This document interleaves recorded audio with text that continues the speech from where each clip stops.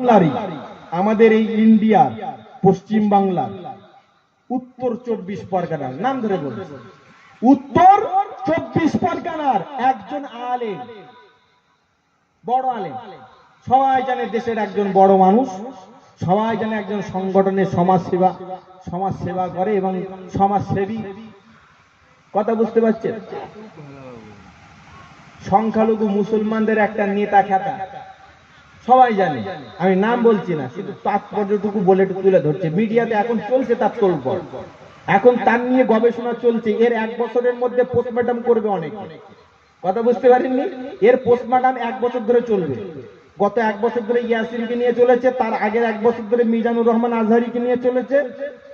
কথা বুঝতে পারেনি? এসব এলেমের স্বল্পতা, জ্ঞানের পরিধি কমের কারণে সমালোচনা বাড়ায়।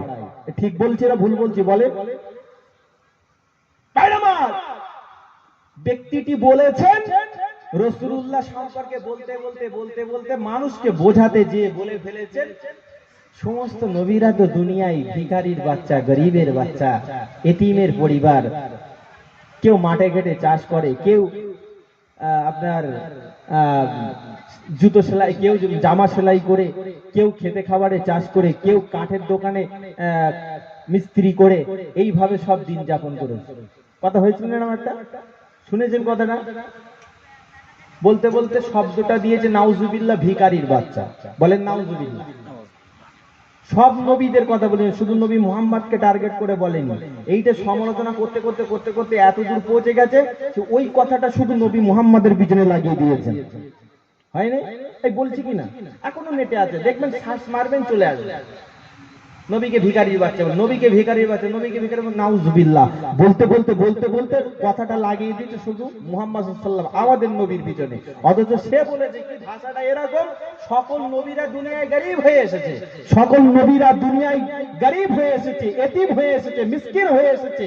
কেউ অমুক কাজ করেছে, কেউ অমুক কাজ করেছে, কেউ অমুক কাজ করেছে, বলতে যে ভিখারি কথা বলে ফেলেছে। আচ্ছা বলে, বাহ্যিক দৃষ্টিতে কথাটা বলাটা কি যুক্তিসঙ্গত হয়েছে কি হয়নি? হয়েছে না? কিছু কিছু ভাষা এমন আছে যে কথাটা, যে ল্যাঙ্গুয়েজ, যে শব্দটা, যে লাভসটা, যে ওয়ার্ডটা, বুঝতে পেরেছেন? আমার নবীর শানে বলাটা বিয়াদবি। কি বললাম? বিয়াদবি, আদবের খেলাফ। তাই বলে এই নয় সে ইসলাম থেকে বেরিয়ে গেছে। কথা বুঝতে পারছেন?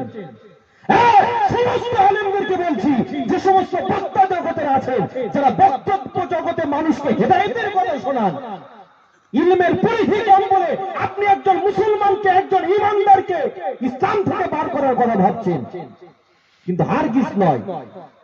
এটা ইসলাম কখনোই সমর্থন করে না।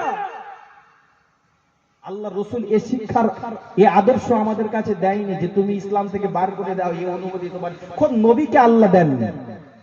কথা বুঝতে পারেননি? আল্লাহ রাসূলকে বলেছিলেন লা তাহদি মান হাত্তা